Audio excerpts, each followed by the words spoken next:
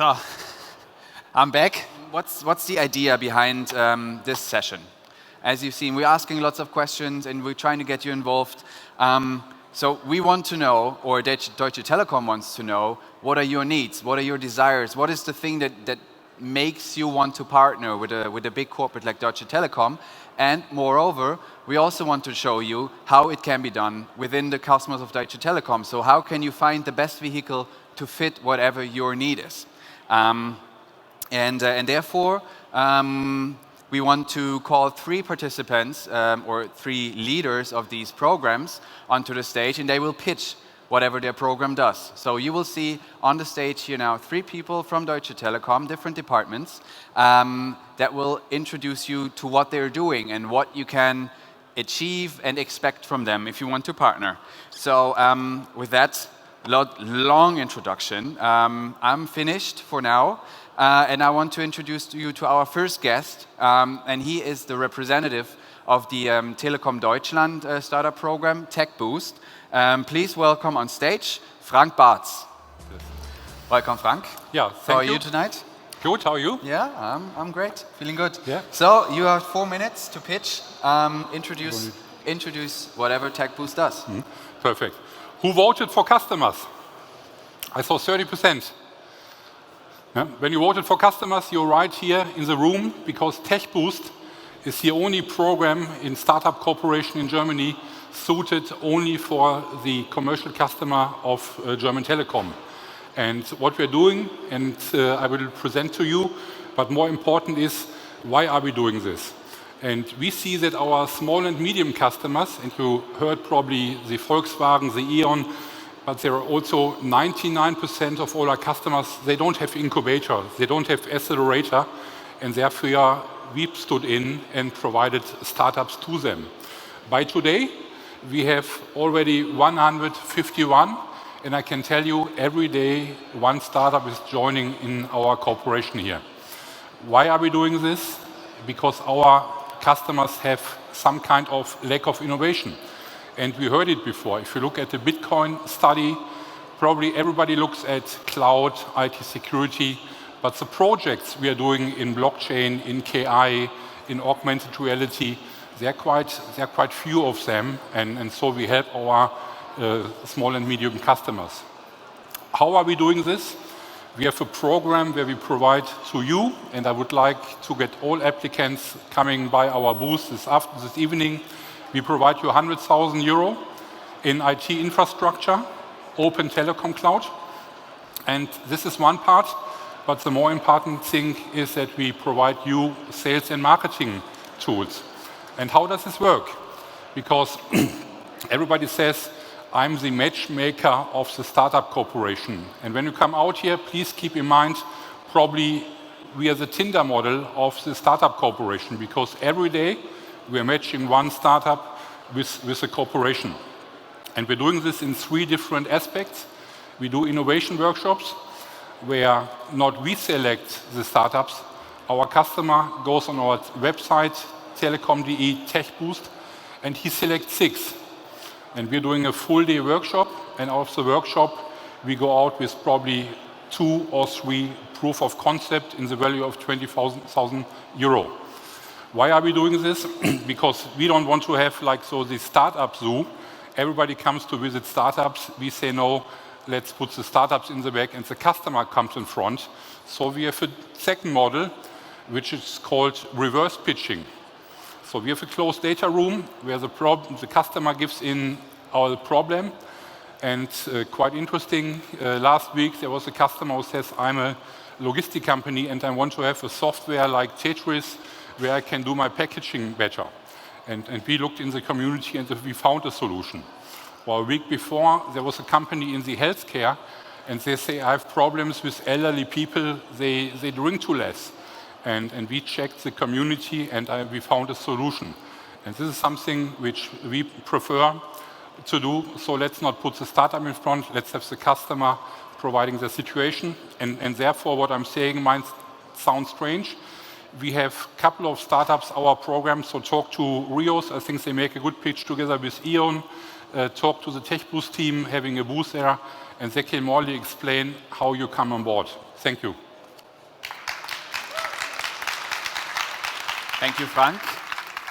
So, if you have questions towards Frank's pitch, note them down in the app, Slido, yeah, sli.do, and we can pull them up later. So, thank you very much, Frank. Right in time also, you've practiced your pitch, which is good. The next guy I want to ask on stage, I guess he's hearing startup pitches every week, every day probably. Please welcome the head of Hubraum, one of the co-partners of Startupnight, Axel Menneking. So Axel, now is your time. Normally you're sitting on the other side. Yeah. Now you're on the stage, so good luck. Okay, thank you, and welcome. So if you want to predict the future, you have to create it.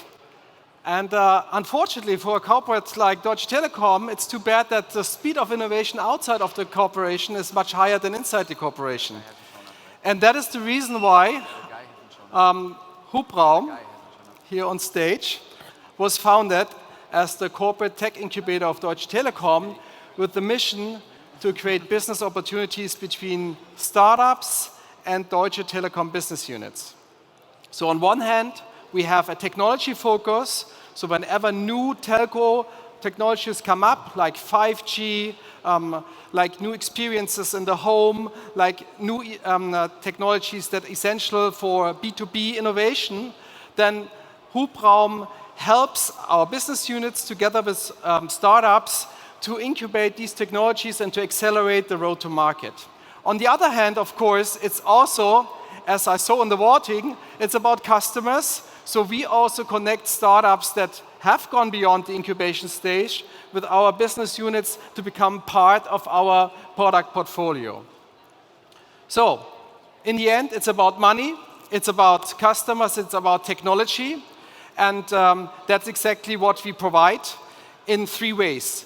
On one hand, we build the bridge between the startup ecosystem for early stage startups, continuously by being part of these events, by hosting meetups, by doing own events.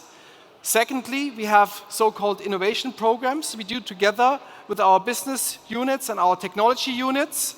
In these programs, in the last 3 years, around about 180 startups have participated.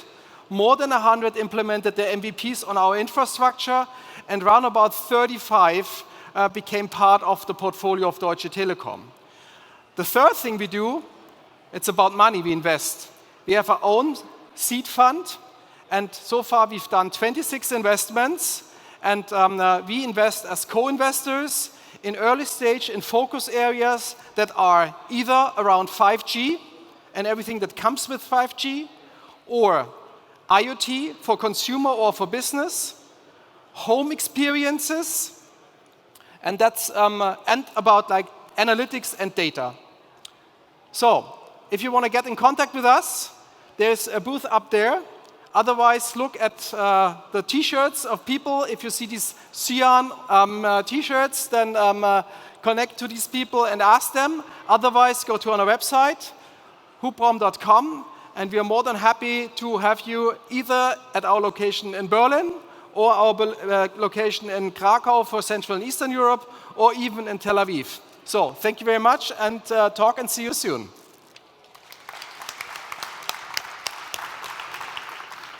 Thank you, Axel. Our last person to join me on stage is, he's American and he's leading the R&D department of Deutsche Telekom. Please welcome John Calian, head of T-Labs. Do you listen to pitches very often? Often. Yeah. Do you pitch often? Now and then. Yeah. So you I have a few times. Yeah, sure. Then enjoy. It's never easy. Yeah. Good evening. Thanks for having me up here. I'm John. I run the T-Labs, which is the Deutsche Telekom Innovation Laboratory, which is based here in Berlin. We are a group of around 300 people in partnership with the TU Berlin, Ben Gurion University in Israel, and a few other universities, technical universities in Europe. Our basic mission is to think about new technologies and how we can apply them into our business units, really. So most recently, we've been thinking about, they call it XR, but I think it's virtual reality, augmented reality, and mixed reality. Thank you, Elmer. lots of different realities. That's one topic we're working on. We also put a lot of focus on blockchain, a decentralization technology. You might have heard of Bitcoin. It's a good place to start if you want to learn a little bit about it. We also have a group that does a lot of work with machine learning, artificial intelligence, building algorithms. For instance, how can we make our networks more efficient? When we do our projects, though, and we think about new things, one of the first things we do is we put a community together. And I try to insist as much as possible that that community includes startups. So for instance, when we dove into blockchain 2 years ago, I think we reached out into Berlin and Germany in general, and we interviewed like 100 startups. And there's 5 or 6 of them that actually work with us right now on our projects. So what I would suggest, at least throughout my career, which I've done various things, more entrepreneurially minded at times, is I work hard to build a network.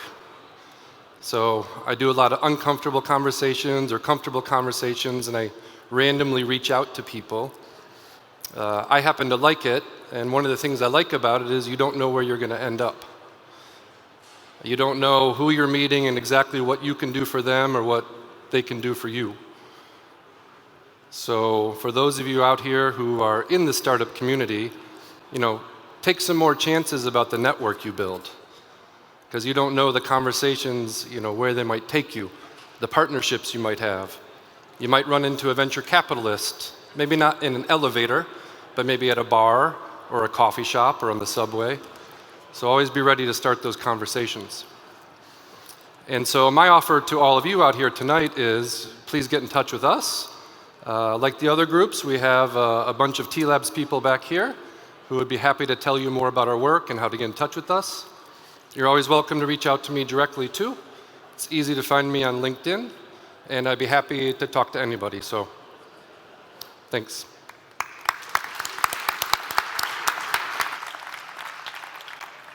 Thank you very much to all 3 of you guys. I hope you've got a small picture for now of what they're doing. I hope you've been adding questions. So I will join them now.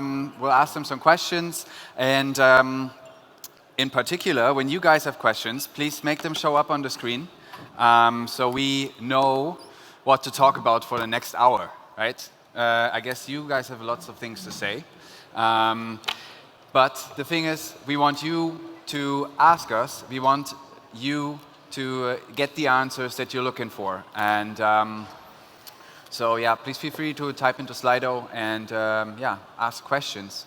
Okay, well, there are a couple already. So what are your biggest success stories? I'll pass that on. John, Axel, Frank, what are your biggest success stories so far? Yeah, maybe I start. Probably 2 to 3% of our startups we also got in the portfolio of German Telekom. So in the last Christmas season, we had a cash register, which from a startup came direct into the telecom shops. Quite successful story. Also, the other one I think is here in the room. I saw him, the German WhatsApp. So it's like for B2B communication within companies, a startup called Flip. We go into exhibition and they come out with 70 orders plus, something which didn't happen to me. So 2 startups and out of 350. Maybe to mention one more, we have also the Alexa founders. They come to us and say we want to have a speaker after German European protection law and data protection law, and so also they're in our program. So, Don't these two work? Yeah, you have. for Hubraum, it's both sides. One is the investment side, the other is the partnering side.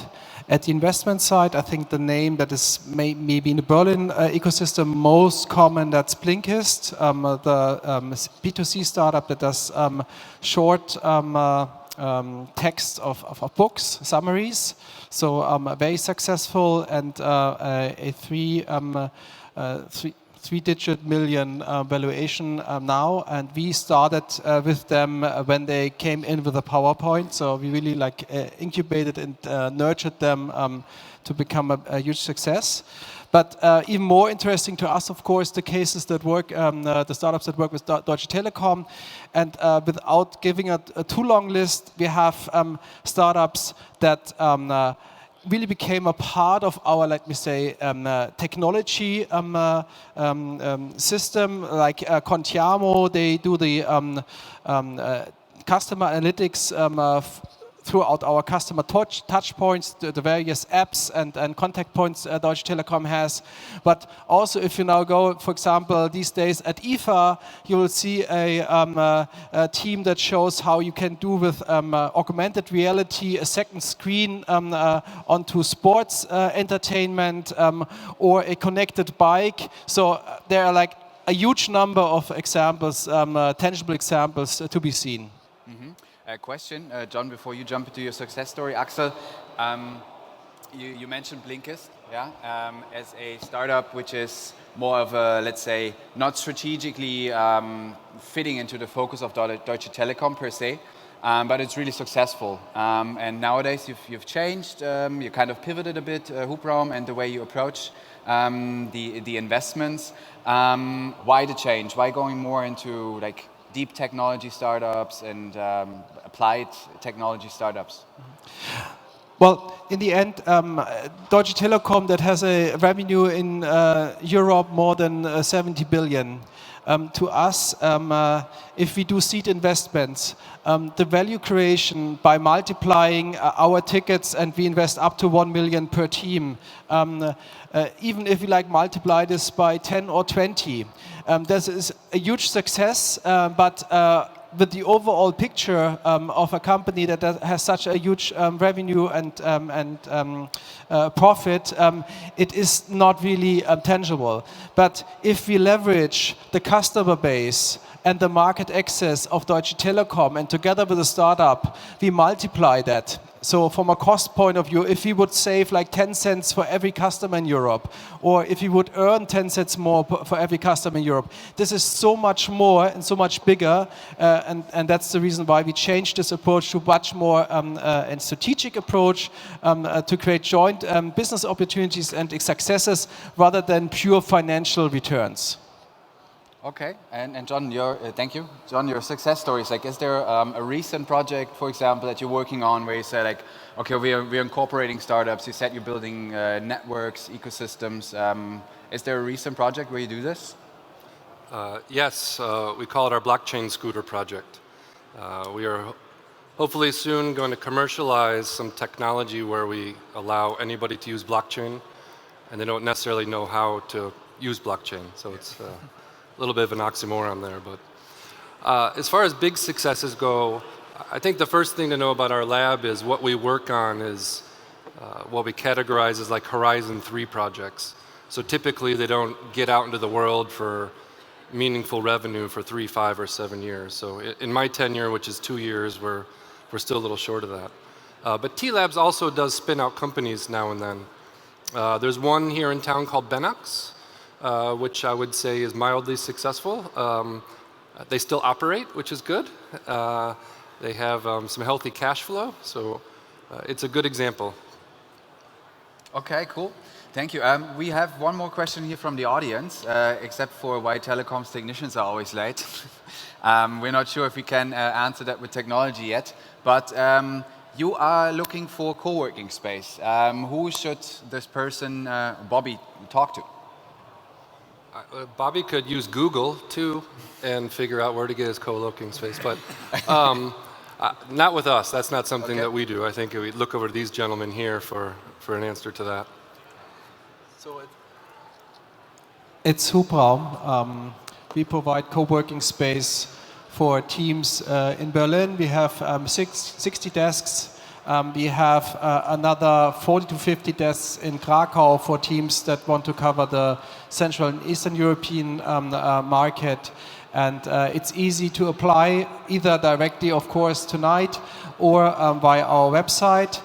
Important, there needs to be a connection between our focus areas and the business of the startup, so that we really can help by either giving access to networks, to our product platforms, or to technology. Besides that, there are also tech boost companies who sit in the Hubraum co-working space. So it's not like 3 parties sitting next to each other but have no connection. It's rather the opposite. It's a hand in hand. And as I mentioned before, we have for many things, we have a solution. There's also a startup in our program. It's called Desk Cloud, and they provide like a fitness abo model for co-working spaces, where you have access to 2,000 co-working spaces. Check out Desk Cloud, they're in our program. Thanks, guys. Another question, I guess this is more of an investment question. Equity or no equity, how high is the risk of losing control of your own startup? It seems to be 2 questions. On the first part, I would say always equity, and fight like mad to keep as much of your equity as you can. I mean, there's always a trade-off. It depends how much money you're trying to raise and what you're going to do with the money. How high is the risk? Well, I would generally say to anybody, do what you say what you do, and be very consistent with it. And you will reduce the risk of being booted out of your own startup, but it's always possible. Consistency, execute, should lead you in a good path. And within the Deutsche Telekom ecosystem, how's that going to look like? I guess, Axel, this is more targeted to you because you are investing, actually. So first of all, why do startups fail? They run out of money. So in the end, if you have a high-risk venture-funded startup, you need to, of course, give up equity. As a rule of thumb, try to own more than 50% at the point where you have like your product market fit and you are in full scaling mode, just multiplying a profitable business model. Deutsche Telekom is a great place for startups to seek for funding. Besides like the entry point of the Hubraum fund for seed startups, there is a midterm financial vehicle called TIP, Telekom Innovation Pool. They can, Hubraum invests up to 1 million per team. They can invest from 1 million up to like a single-digit million amount. And then there's DT Capital Partners. They can invest several tens of millions, so really later stage, big tickets. So in the end, you have a seamless flow from early to late stage, and for all phases, Deutsche Telekom has a financial vehicle. Cool. Question also concerning, let's say, the market approach.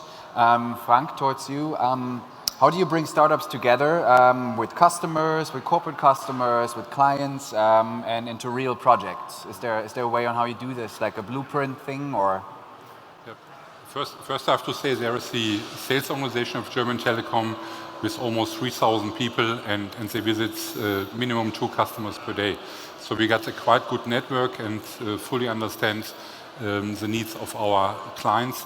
This is necessary. The part when the workshop comes in, it needs to be scalable. When I'm just said 1 match per day, we need a large organization behind it. And for example, here in the room, and I point over there, our digital engineering center, which stands on top there, they are brilliant consultants, and they support in our workshops. And last week they decided to take 20 tech boost startups in their exhibition. Cool. So you make an actual connection to the market, and you offer your startups that come to you to interact with customers, to interact with their products, and kind of evolve their products as well, right? The best value of a startup, you see how they perform in front of the customers, and you can directly check it. And that's the reason why we first go to the customers, take 6, and some of them fail, and we provide them support that they perform next time better. Oh, thank you. Another question from the audience. Marcelo asked, what do you value most in a startup? What makes the difference on the decision? So 2 questions again. So what do you value most? I guess this is something that we can target to all of you, because I think there are different directions on where you were pointing. But what do you value most in a startup? I'd say for us, it's the ability to execute. So certainly we start conversations on the technology level. Is there technology we need in our projects? Does it fit in with our philosophy, how I want to do it?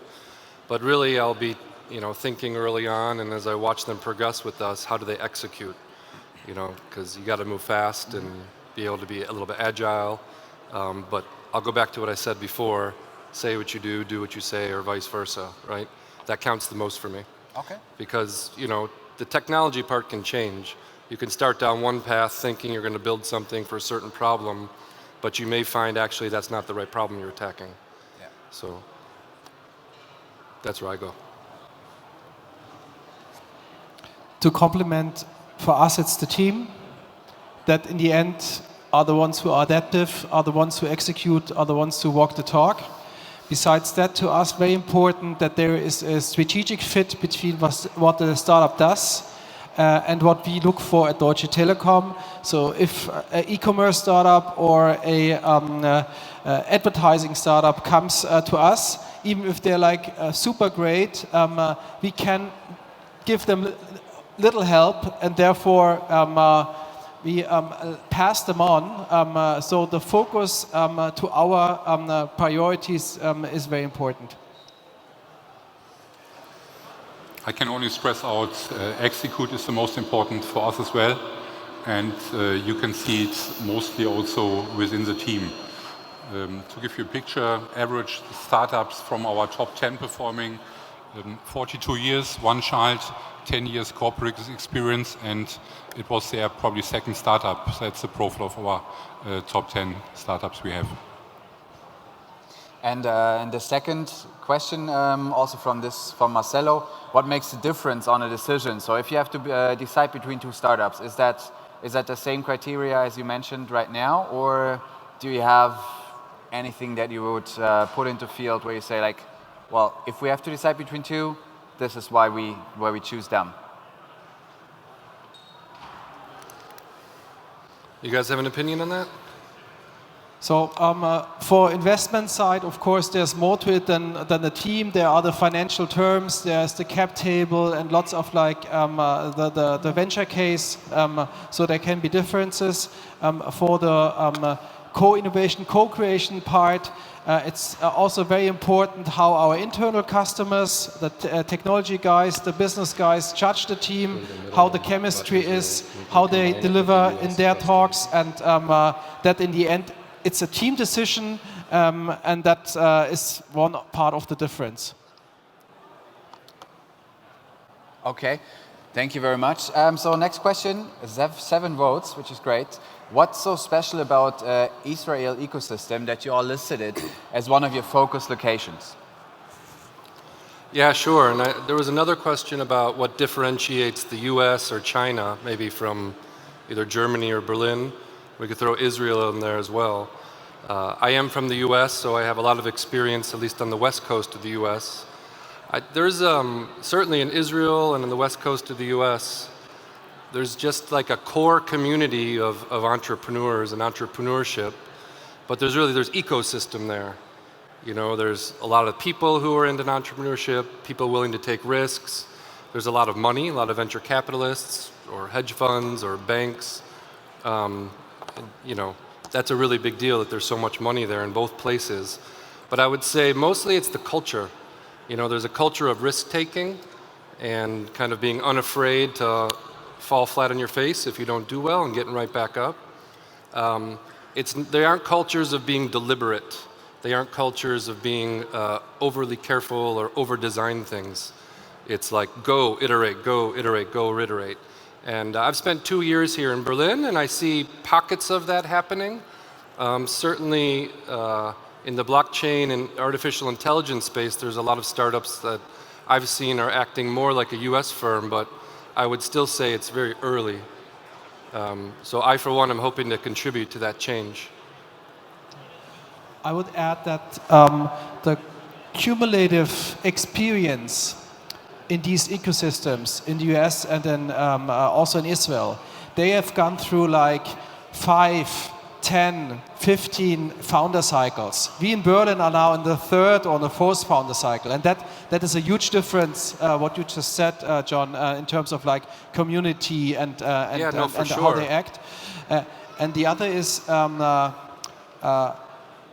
if I look at like Tel Aviv, there people tackle some topics that are not as much tackled as here in Germany, for example. If you think of security topics, that's something that you find very much in Israel, whereas you don't find that in Berlin.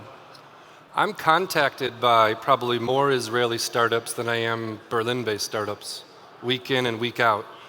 You know, maybe a little more aggressive kind of sales approach too, to reaching out to the lab.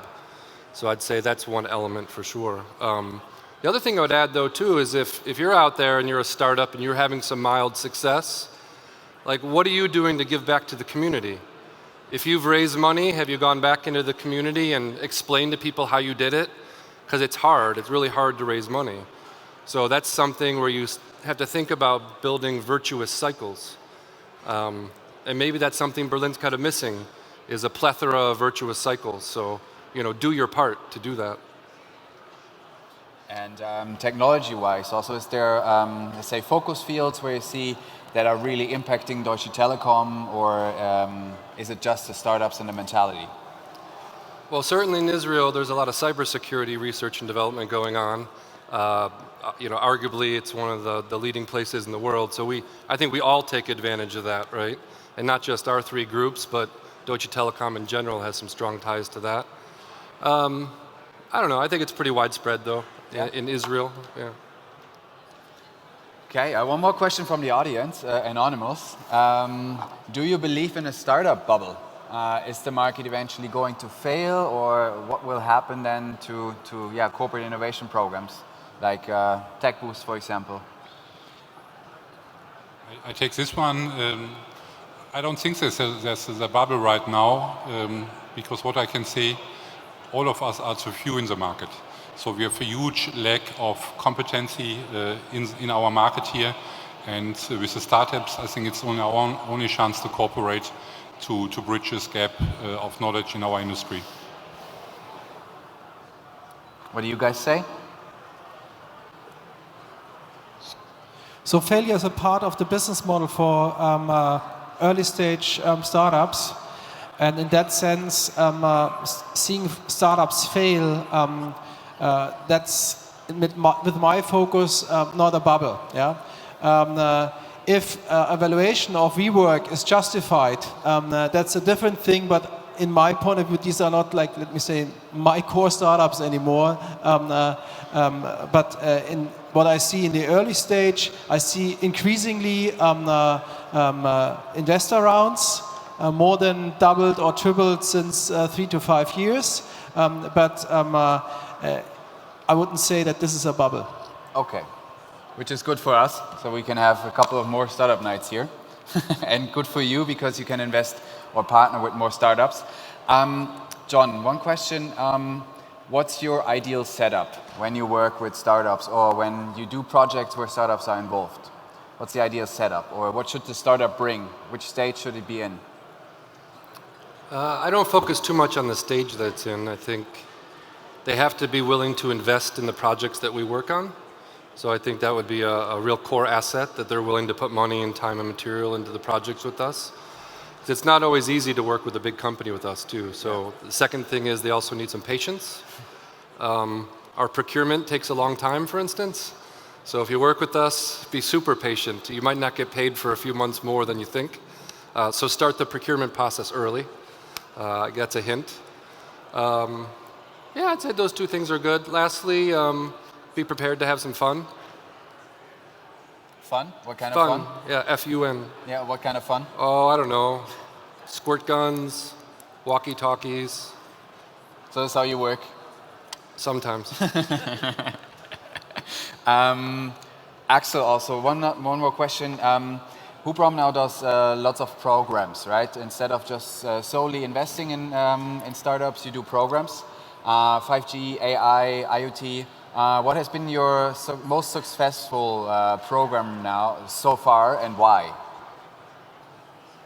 I think the most successful program was IoT program for enterprises, because I think almost a third of the companies that were in the batch were launched and became part of Deutsche Telekom's portfolio. But in terms of like importance looking forward for Deutsche Telekom, I think what we did around edge computing and 5G has the most impact looking forward, and that's also like a key spot we're looking for startups to talk with us and work with us. And Frank? Our experience, and I'm really happy when our customers says, hey, this was a great show, we have a contract for you, and I'm more happy if one matchmaking works. I have one more question. The screen's not working, that's why I'm bending my head. Are your organizations a competition to each other? Maybe I can start. I was sitting here 10 years ago, and the culture within Telecom, I can say it was always, oh, not invented by me, it's not good. And we were just in competition. It changes over the year completely. And this is my experience, and it's still the same situation. It took quite some while to get over this, but I cannot say there's no competition. It's a good cooperation between all departments. Fully agree. We currently talk to a startup that came out of, or is still working with T-Labs, talking about an investment. I just said that a tech boost company referred to us sits in the co-working space of Hubraum, and that's exactly how it should be. All right, good. We're already at the end of our talk. As you don't have any more questions, I would ask you guys for just one more, like, 2-sentence pitch of what startups should approach you with tonight, what they can expect, and how you can help them. John, you want to start? Sure. If you're into blockchain, mixed reality, virtual reality, augmented reality, machine learning algorithms, maybe even getting into doing something with quantum computing, please get in touch with me. If you have a launch product, first traction, work in the areas of 5G, IoT, home experiences, and data analytics, and you're looking either for funding or for cooperation with Deutsche Telekom, talk to us. If you want to take your 100,000K voucher this evening, you must be B2B, cloud and data driven, and we are happy to talk to you tonight. Thank you, guys. And all of you three are already upstairs, right? You got your booths ready, you got your people ready. So if there are any more questions that have not been answered yet in our panel, feel free to approach them, to approach John, Axel, and Frank. Just walk around here and you see it, like the magenta illuminated stand, all kinds of different colors. And yeah, and I think in Hubraum you already have slushies. You serve slushies, so if you want to get refreshed, also go there. But most importantly, talk to them about your startup, about your idea, about your way into making it into Deutsche Telekom. With that, I would say thank you very much for being here, taking the time, and thank you for participating. And let's have a short little break, 5 minutes, and then we'll continue with our next point on the agenda. Thank you very much, guys.